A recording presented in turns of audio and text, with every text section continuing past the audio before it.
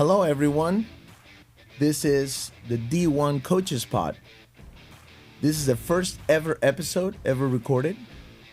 Very special day for all of us. I am Coach David Roditi, the TCU men's tennis coach. And with me, the main host, the hostess with the mostest. I am Majo Orellana, Associate Head Coach for the Beach Volleyball program at TCU, and we're so happy to be with you. All right, so let's get this started. We thought our first episode would be all about talking about why we're doing this, what the goals are, the purpose, and also to sort of talk about us and our stories and how we got to this point. You'll see, we're both from a different country. I'm originally and born in Mexico City, even though I grew up in Guadalajara. And Majo, where are you from? I'm from Guatemala. I'm from Guatemala City, born and raised there. Moved to the United States in my early 30s. So yeah, most of my life I lived in Guatemala. So I'll start with the sort of the purpose and why we're doing this. We've both been competing at highest levels, representing our countries in both of our sports, myself in tennis, Majo in beach volleyball. And there's a lot of lessons there to be learned, a lot of experiences to share, a lot of funny stories, just different upbringings. And also, we've been coaching for a long time. I've been coaching since 2000 when I started as a assistant coach at the University of Texas back in 2000. And Majo, when did you start coaching? 2010. I started my club back in Guatemala. So yeah. Okay, so combined about 40 years of coaching experience. So we want to talk about that, lessons we've learned. We both believe in learning from everybody's mistakes. We've certainly made a lot of mistakes, and we want to share that. We want to share that with student athletes looking to go to D1, hence the name D1, and parents that may not want to, they want the best for their children. What do you think, Majo? What's your purpose? I think my purpose has always been to just give opportunity to the youth throughout sports. Sports has given us so much, and I think that's my way to give back just how sports can form your character, how sports can make you meet a lot of people, travel, have different experiences. So for us, the main purpose is to educate, inspire, and to help you all, like parents and athletes, to have a better experience and how to navigate better in this whole college journey. Yeah, even the whole college journey, and we'll talk about it. We'll dive in at some point, whether it's today or the next episodes. The whole landscape of college athletics is changing as we speak. There's probably a new rule just from the time we started the podcast until now. NIL, revenue sharing, transfer portal, et cetera, et cetera. So we'll dive in at some point. Today, we just want you to get to know us and why would you even want to listen to us? So Majo, who is Majo Orellana? Tell us about you and how you got to this point. I feel I'm a person with a very passionate heart. Passionate about sports, passionate about just be the best version of yourself, get better every day. And I think sports have given me that opportunity to just step into a role. I've had different roles in sports, but just be able to give my best, my all, and pour in my heart, not only competing, but coaching and just being present in every moment. Because I believe that in sports, if you're not present, you lose. So this is what sports has given me, and I think it has shaped me on how do I see the world, how do I kind of see my day-to-day, not like a competition, but yes, as a challenge, and that life is not fair. So I have to go and get the bread of every day. I do like the shape that you've been shaped into. I do. By the way, we are dating, so you might get a little bit of that. Sorry about that. You'll see a little bit of my personality, but it is a nice shape for some of you that are just listening. Um, I love who you've become in so many ways. You talk about the experiences. You talk about athletics and sports. Be more specific. Tell us more about what are some of the skills, some of the character building moments that you've had as an athlete. You know, you represented Guatemala. You played, qualified for the Olympics. You were in the qualifying events for Guatemala with your sister. I mean, that alone is so unique. Tell us about that. Tell us about some of those experiences of in what you learn and who you've become. I think like beyond sport itself and beyond our skills and, just getting ready physically, emotionally and all that, it's just necessary for sports. For us coming from a developing country, right, when we don't have the resources, was also like finding coaches, finding resources, finding sponsors to pay for our flights, to pay for our training camps, all that stuff. So I think like I learned how to market myself throughout my whole career and how to be grateful about the things that we have right now, because I have so many stories of things that we had to do to get uniforms, right? To go in the stoplights and just ask for money back home in Guatemala so we can get uniforms. And here, Did you have to clean any windows on those stoplights? Oh, we did do like car wash one time. Okay. Yes. All right. but not windows and the traffic light. You know, No. being from Mexico, we all know that, right? Yes. Stoplight, and then there's some kid cleaning your Yes, window. And yes. then No, you I give 'em didn't. a I few didn't. bucks. I didn't do that. Okay. But I would have, if I had to, because I wanted to be better, right? And for me to be better, I needed the resources, and not only me, but my team and my country. So it was just way beyond myself in volleyball, and it just shaped me in a way that, man, like things are possible if you show up, you put the work in, and you really, really learn how to work with people, and that's one of the hardest things, I think, because when you are a competitor, like you are too, sometimes you want things your way, right? But you need to work with your teammates, you need to work with your coaches, you need to work with administration, you need to work with the federation, right? Like, do you have any stories about that? I'm sure you have some of those. Yes, I mean it is at the end of the day, regardless of the job that you have, you got to deal with people. Unless you're maybe some kind of software engineer, which I'm not, and you're just creating in front of a computer. Yeah, there are so many skills in just getting along with people and making the most out of any situation. Which athletics, I mean, there's so many things. We can talk about the whole episode on just what we've learned along the way through athletics. What playing with your sister? You represented Guatemala. Tell us where you all went, countries, and how was it easy? Was it hard? You're 15 years older than your sister, Mandy, who also played at TCU, and you coached her. Tell us about that experience of being her sister, older sister, and her teammate, and you're representing your country. Wow, it was so fun, and it was for sure a dream for us. When she started playing volleyball, I taught her how to play beach volleyball. She wanted to be a dancer, and I'm like, I'm glad she didn't, because she's not a great dancer. But sorry, Mandy. You are a good dancer, but not like for a profession.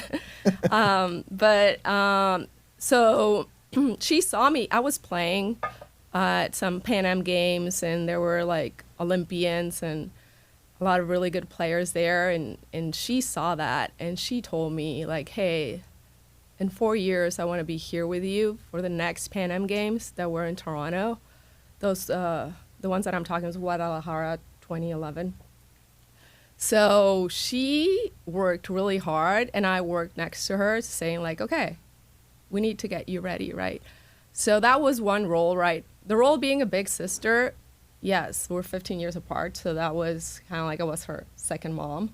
And then I was her coach, right? And then how do we separate those roles of me being now her teammate, right? And we start playing together. So we had to go to the sports psychologist because practices were not going that well. Either it was amazing or it was bad.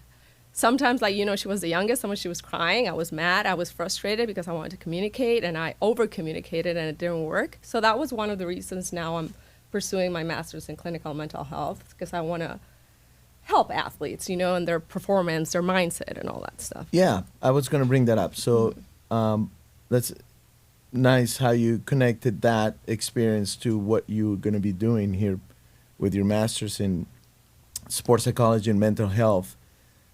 Did your dad ever take sides? Did you ever take it home? The practice from the practice or the game, and you're sitting at dinner, and it's like, I can't believe you missed that. You were supposed to cover down the line, and you covered cross court, and we lost that match because of you. Did you guys ever take it home? Did your dad's parents ever have to take sides? Well, no, because when we started playing together, I was already living in San Diego.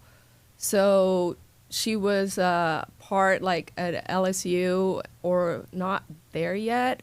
So we were not exactly living together. So we just like trained together during the summers. So she's about 20, you're about 37. She's like 18, 19. Yeah. Oh, 18, 19, you're 35. Yeah, somewhere in something there. like that. Yeah. So it was fun. But also we made it. So we made it. We qualified for the World Championships in the Netherlands in 2015. So we went there together. It was so fun, so amazing. It was just like my parents were there, my uncles came, one of my best friends came as well.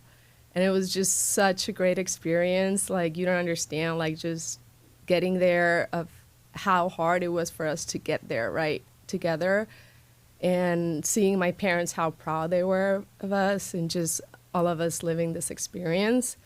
We didn't make it to Toronto, though, because she tore her ACL when we were playing Yeah, I've in seen the a video of Netherlands. that. Your dad's a doctor. He's an orthopedic doctor, and he ran on the court. I saw that. That couldn't have been a good moment for your dad.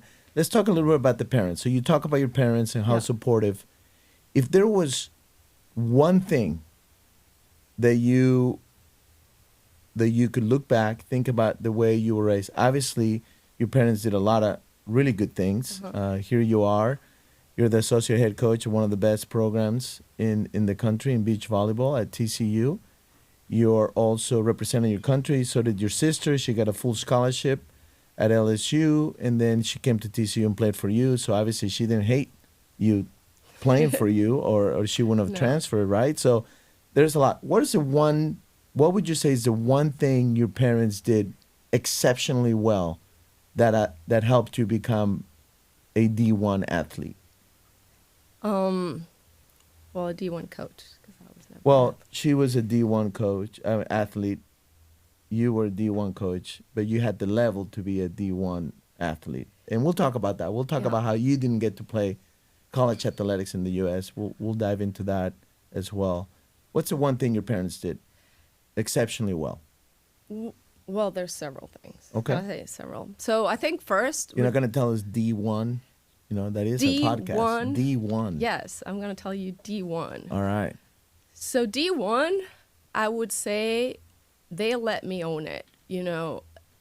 If I was upset because I was not getting enough playing time because of like something, they never were like babying me or talking to the coaches for me, never. So I had to figure it out for myself. So I learned to stand up for myself. And I think that's one of the things I'm most grateful for my parents. So when you get a little feisty with me, I should blame your parents? Yes. Okay, I'll keep that in mind. Julio, Nora, I'll text them. So you're talking about accountability, responsibility, owning your own journey. So important. Yeah. Do you think that's a skill of the past? We're getting older to where we start talking about these different generations. Older? I'm not getting older. Maybe you were getting Every older. day we get older. And by the way, listeners, today is the youngest you'll ever be. You will never be as young as today. True. So we got to crush it and do as well as we can today, like Majo was saying about being in the present. So Yeah, we're talking to parents. Parents are listening right now, student athletes, young student athletes, and we're all like to sort of criticize the new generations, but it is what Hmm. it is. Accountability, sort of owning it, your own path. What would you say about that? That's huge, right? If there's some things that we agree as coaches, there's some we don't, but there are some things that we agree is that one.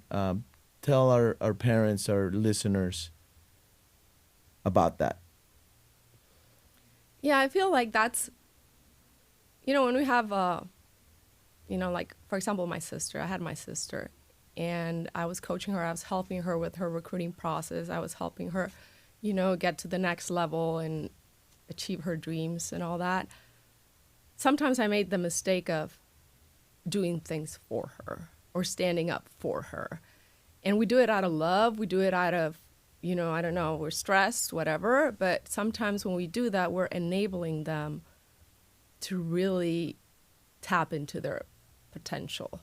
So we need to let them just do things, talk, learn how to communicate, learn how to ask, learn how to stand up for themselves, learn their own value, and to be proud of themselves because they accomplished something on their own, right?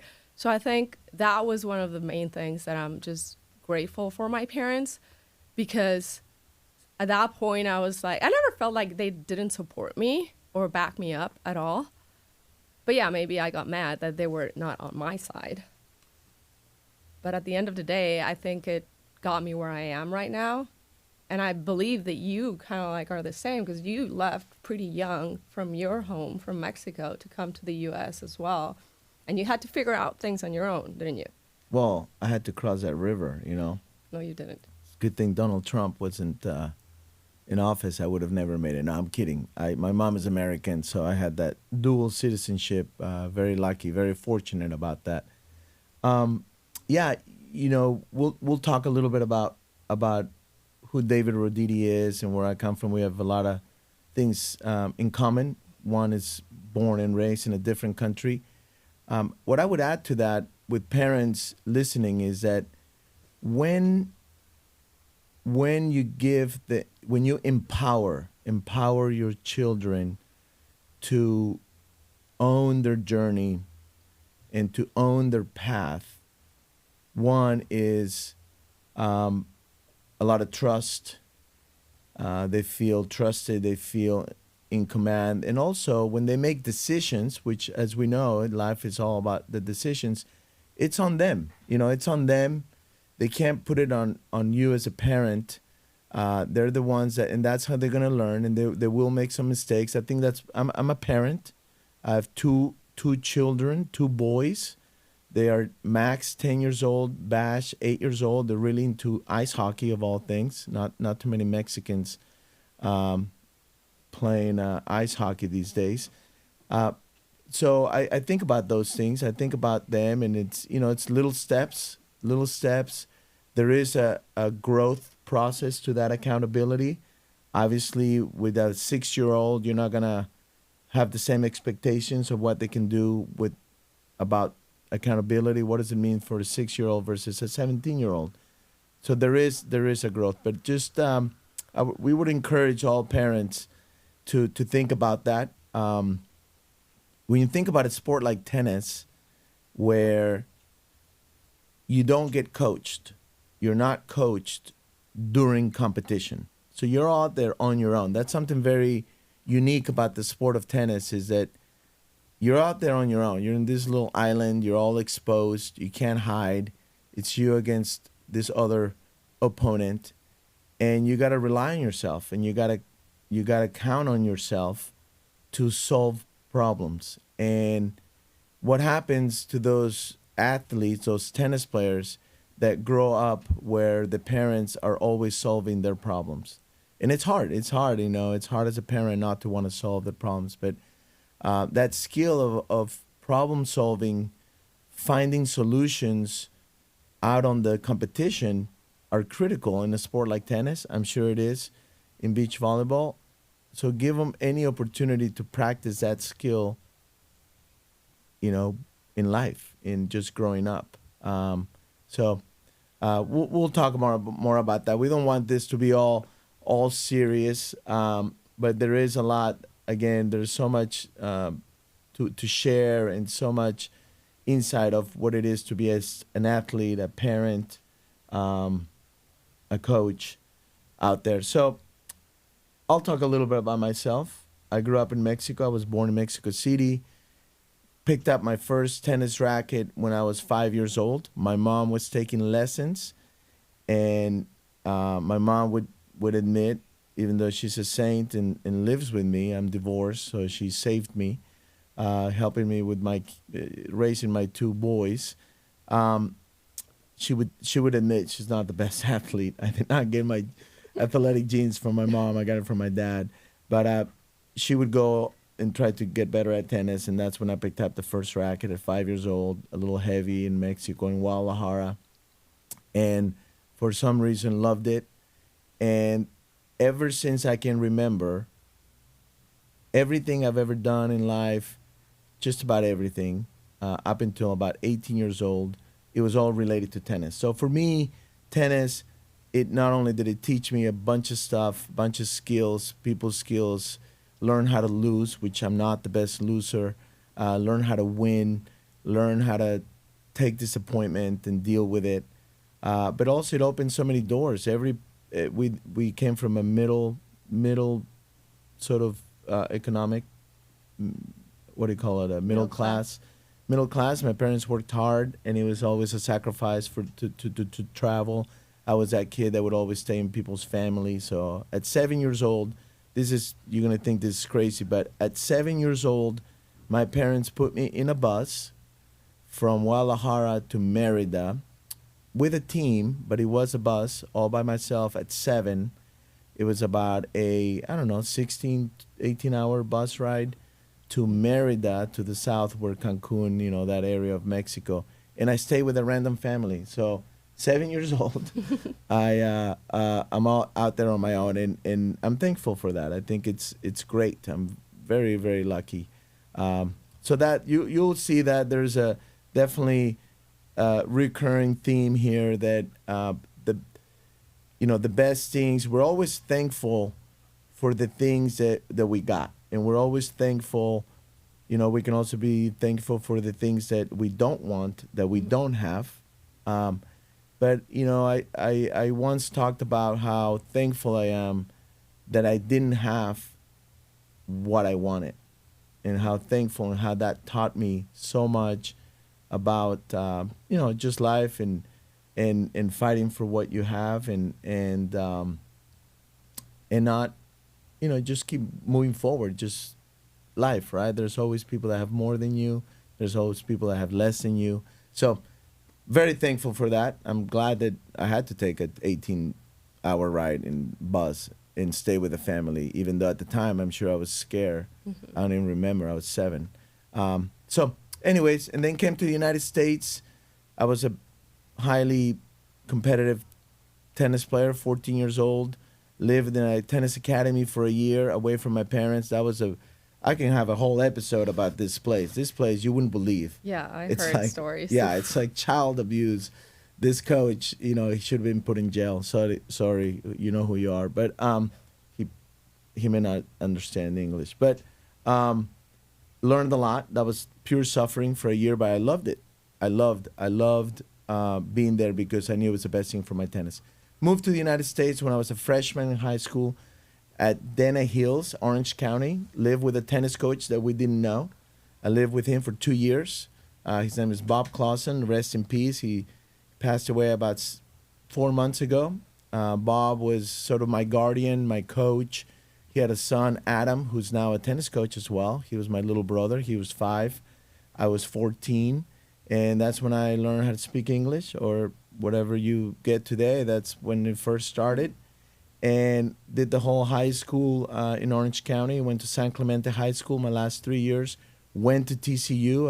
I played for Coach Bartson, legendary coach at TCU. I was an All-American at TCU, especially in doubles. You're only as good as your doubles partner. My partner was great. And then played on the tour for 4 years. Had some success in doubles. got to play Wimbledon and U.S. Open and Australian Open, French Open, all the top tournaments. Got to 41 in the world in doubles, and then got to represent Mexico in Davis Cup. So I only say that just to sort of for you all to know the sort of the level I learned so much from, not from what I was doing, but from just watching the top players in the world. You know, the way Patrick Rafter, who was the number one player in the world, how he would recover after matches, and the mindset of hanging out with all the Spanish guys. Alberto Berazategui played doubles with him, Albert Costa, Correcha, all those top players, Guga Kuerten, Pete Sampras, Andre Agassi, just a lot of observing, and it was a great school just to be around those guys and how disciplined they were. Did you ever get to hang out like Kerry Walsh, some of the big time beach volleyball players? Yes, of course. So travel with, some of the big ones like Brandy and Mel. They just got the silver in Paris, right? So we played against each other several times. We hang out. And also, not only them, like Brazilians, like Larissa and Juliana. Like, there's so many, I can tell so many names right now. Beach volleyball is not as popular as tennis, so probably most of the people don't know them. But I think, like, you learn so much, as you said. Like, I was, when you said just by watching them, right? And you learn so much just by watching. So I remember, like, whenever we travel for tournaments, and we didn't have a coach back in Guatemala, so kind of just watch and see what practice is like, sit down with coaches, help me out, what we can do to get better, can we join your practices, all that stuff. So you just getting out there, right? Getting out there, yeah, it's scary because probably they're going to say like, oh my gosh, like maybe they don't want to practice with you, but hey, you're there, ask, right? And yeah, I got a lot of help from different coaches and different players. Got to practice with Carrie Walsh one time. Marcia was her coach at that point, and I was there at a practice with her, so that was really cool. So yeah, so many opportunities that, man, you look back and I kind of like forget about them. Yeah. But at the same time, it's like, hey, I get to be here, show up on the same court with those players that are legends, and yeah, I'm nervous, of course. I don't want to mess it up. I don't want to kill the drill. but I'm here and take the best out of their experience. What was D1? D1. I know. I feel so clever when I say it like that, because of our pod. I'm just so proud of myself. We just need to thank Gabby. Gabby came up with this. Yes. Gabby Fasulu. Yes.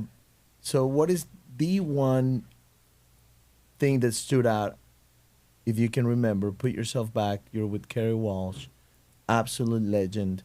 If I know who she is, and everybody knows who she is, that stood out when you watched her? Oh, well, she was nice, humble, super intentional. So you see like those players just being super intentional about their warm-ups, super intentional about, like how they prepare, what they're bringing for the snacks, like all this stuff, and all people, parents, what it takes, right? Performance is not just having skills and having talent. I think probably that's the least of it. There's so many more things that you just see, like the day-to-day, how they behave, how they interact. So just paying attention to those little things. I like that word, intentional. That's a great word. And you talked about being present earlier, and that is, you can't be intentional unless you're present and in the moment. That's awesome. When I was listening to you tell the stories, I was the official when I first started on the tour, and I was kind of, my ranking was going up. This is in the late 90s. I remember that I was the official warmer-upper, if that's a word. I just made that up. I would warm up all the Spanish players. And obviously this is where, the famous Spanish Armada came from, all these unbelievable Clay Quarters, Felix Mantilla, top 10 in the world, Berazategui, Costa, all those guys, Moya. And I told myself I would never say no to a coach asking me to warm up the players, because in tennis, you got to warm up, and you don't need somebody that good. I was good enough just to, as you say, keep the drill, keep the ball in play, and zero ego. Just put my ego aside and just understood my role that moment was to get these players ready. And throughout that process of being their practice partner, not even practice, just warm them up. This would last anywhere between 20 to 40 minutes. It just depends. That's how I got better. And I didn't realize that until one of their coaches, Jordi Villaró, who runs an academy in Barcelona, BTT. He said to me one time, he said, David, I knew you were gonna make it. I knew your ranking was just gonna continue to go up because you worked so hard. And I was never the hardest worker. Devin Baldwin, who's our co-coach at TCU, he's like, what are you talking about? David's like the laziest guy. But he said, you were always available, you were always on the court, and you never said no to our guys warming up. And it's funny that he said, and I didn't even realize it until he told me that story. And obviously it made me feel great, but it also taught me that a lot of times we believe that we were just given this sort of gift, or like the word you said, I'll never say that T word, I don't believe in it. That it was the effort and the fact that I was at the courts all day and that's it gives you a sense of ownership, and that I got to be 41 in the world because I worked hard enough to be 41 in the world. Could I have been top 10? Who knows? There's a lot of mistakes I made, a lot of learning. I share it all the time with our players here at TCU. I'm a big believer in learning from other people's mistakes, so don't make them. And we have some players on our team right now that are a lot like I was or I am, and I beg them to learn from me. So I'm very open about owning those mistakes, ownership. So I know you have some questions about some fun stuff to create some more dialogue. What's the first one? Shoot. Okay.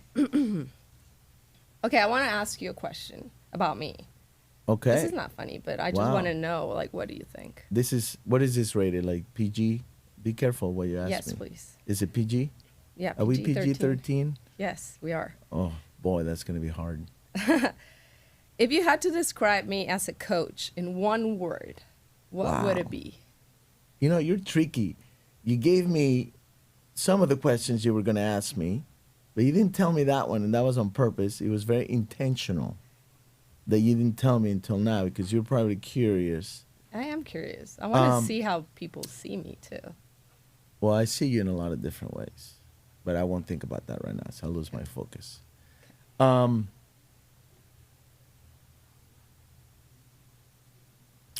word that keeps coming up in my brain is conscientious. Did I say it right? Conscientious? I think so. Consciente?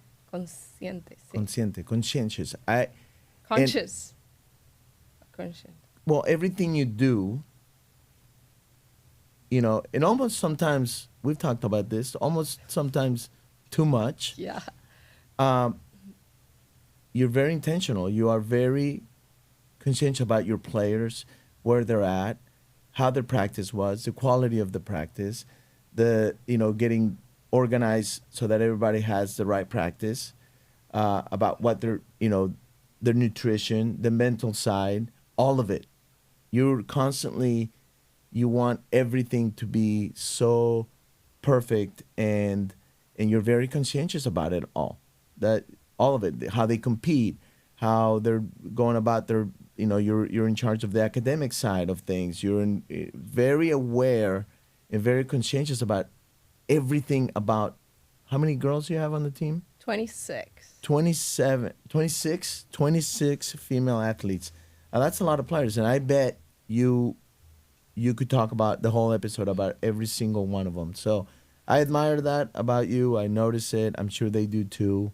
I'm sure Hector appreciates that, even though sometimes you can be sort of like you won't let go of something out of all those topics.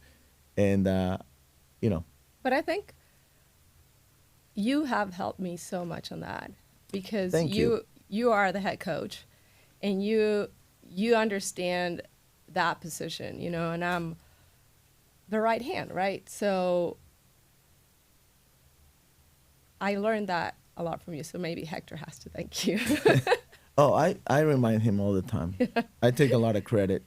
I said, Hector, when you see Majo smiling and she's out there, I'll take a little bit of credit. That's my job with Hector. Is make sure you keep you happy. But I love how you push me too, and we'll talk about that, our dynamic, how we push each other Yeah. and support each other. I think that's one of the best parts about our relationship is we kind of coach each other and then hug and kiss, Yeah. which is always Yeah. extremely a welcome. little affection. Yeah. Doesn't hurt. Yeah. Yeah, just a Yeah. little. Can I tell you my word for you? Okay. So let me ask you. So if there was one word that you could describe me, Majo, what would it be? As a coach, right? As a coach? As a coach, yes. As a coach. Okay. I would say legacy. Legacy. I think Okay. you are always striving on leaving a legacy for TCU tennis. In many ways, not only on the court, but off the court with the community, with how you engage people, how do you keep the communication and the relationships with your alumni. That's just something that I admire a lot from you. And it takes a lot of work, and a lot of people don't see it, and they think that it's just your personality, which it is your personality, but it's your passion. It's like what you wake up for. Like you're not only thinking about the next match, you're thinking about a very big picture that a lot of people don't see. Thank you. Never thought of that, but thank you. So next time we're, getting ready to maybe watch one of our shows, we're laying in bed and I'm sending one last minute little text to one of the alumni. Can you At please 11 p.m., yeah. Yeah, can you please remember that what you just said? Yeah? Yeah, And you won't get mad at me? I will. But it's okay. I You- understand. wait, you will remember or you will get mad at me? Look, I kind of like get a little bit upset, but then I always think like, you don't mean bad, you're not trying to not be with me. You just have other things that are more important. Not more important. I'm afraid I'm gonna forget, and if I Yeah, I don't do know. it right in that moment, because of all the things you're talking about, I do tend to spread myself a little bit thin. I know some people are just thinking, "Are you kidding, David, Majo? You guys are starting a podcast? The last thing you need is one more thing," but that's just who we are, right? And that's Yes. okay. So we'll see how how this whole podcast experience. We're excited about it. Please, this is the first time. This is literally the first episode, so we're open to all feedback. Our life coaches that are driven for life. That's her company, Driven for Driven Life. Leadership. Mary and Driven Leadership. Mm-hmm. Mary and Eric, we've been together for so long. They talk about that, right? That all feedback is good feedback. Yes. All feedback is good feedback. So, listeners, all feedback is good feedback. Give us the good, the bad, and the ugly. Always open for that. Okay, so legacy, conscientious. What else you got there? I think we're kind of running out of time here. It's been a lot of fun, Unbelievable. and we have so much stuff that we can keep talking to you guys about. And I don't know. I think it's just bringing us back to why are we doing this, right? Like all those things that we have lived, all the things that we have learned, all the people we have met. Just sometimes we forget all those little things and moments that took us here or just made us who we are right now. You're going to learn way more about us because I think like me getting to know David and David getting to know me have shaped our coaching styles in a different way, like not completely different, but I think we make each other better. And that's what we want to do here, to help you out, to help you all out to navigate this. Either if your kid is getting recruited, or you're trying to get into D1, or you wanted to go pro, or whatever you want to do. This is our passion. This is kind of like what brought us together, competing, and right. Yeah, maybe we can talk about that someday. Yeah, maybe for Valentine's Day. How do we start dating? Yeah. You want to do that? By the way, it doesn't bother you that my coffee cup, delicious coffee, by the way, here at Match Point Coffee, love this place. Scott has done a great job. Does it bother you, my cup and the trophy? I know you're competitive. Does it fire you up? Does it? It fires me up, 100%. Okay. Yeah, and I tell you, we're gonna earn ours. Okay. At some So point. it's okay. It's okay to have this cup, right? Yes, of course. I think I was kind of part of it too. I was there with you And because every you day. were part of it, I have something for you right here. Look at that. Just off the press. It's not. Oh. My water cup. My water bottle just. My water bottle Did you just. pee? I did not close it. And if I get up, my pants are soaking wet. All right. First episode. I'll remember that. Yep. It's going down. Yep. It's all down that way. It's like a valley. You know what I mean? Okay. Did Here you we plan go. this? No, not at all. No, I would not do that on purpose. How about this? You're the first one to see it. What? Yeah. Wow. This is for those that This is they can't see, cool. but these are our national championship rings. NCAA 2024 This is national mine? championship. Yeah, you said you were part of it. Look You at can't- this. I Yeah, always you wanted get a pendant. Thank But you. our players haven't even seen it. So Really? Yeah, you said you wanted to be, priority. There you are. You're the first one to get it. I'll show I'm gonna put it on. my ring. I just don't know if it's big enough. Do you guys think that's big enough?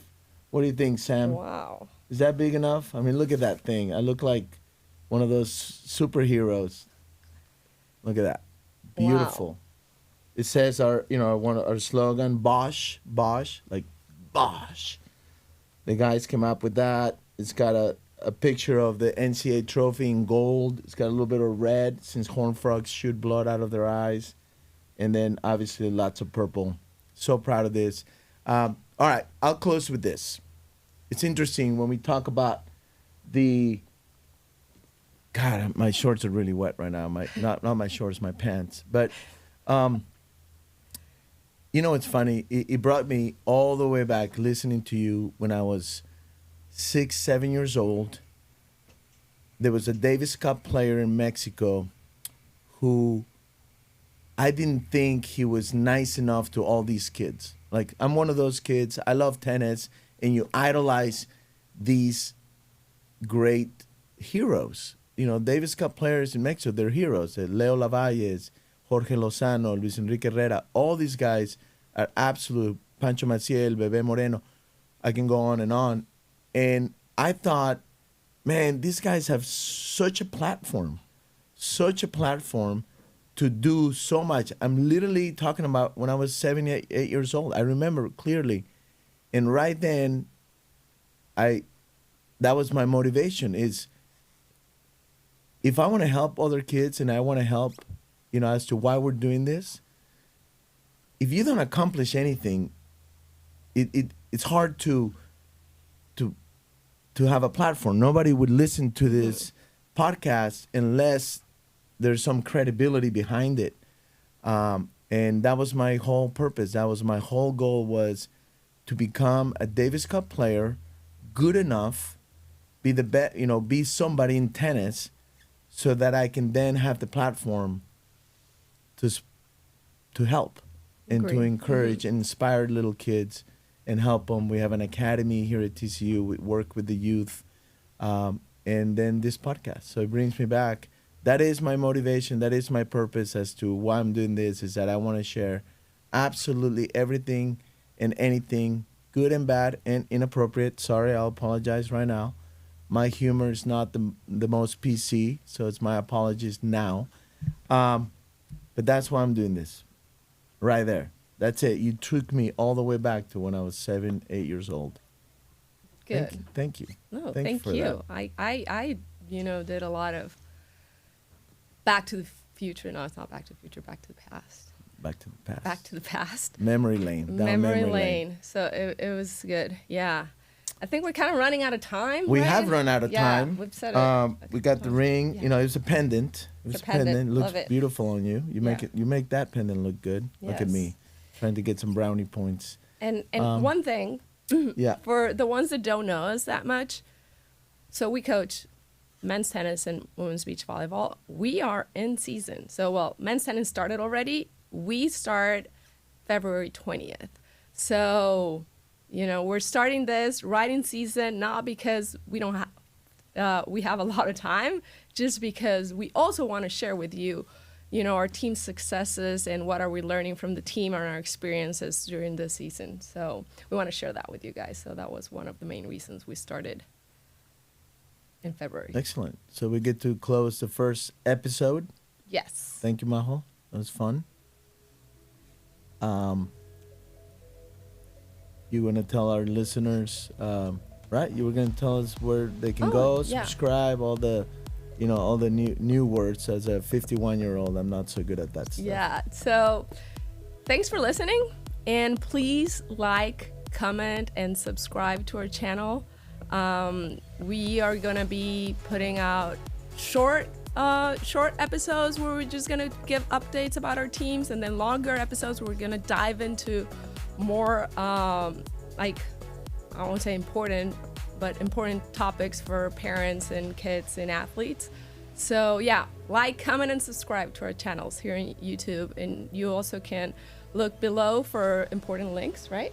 Like what kind of stuff? Yeah. I mean, we're obviously TCU Tennis, Beach Volleyball, TCU Athletics. If you ever want to support, you find the links in the comments below and the information below the podcast.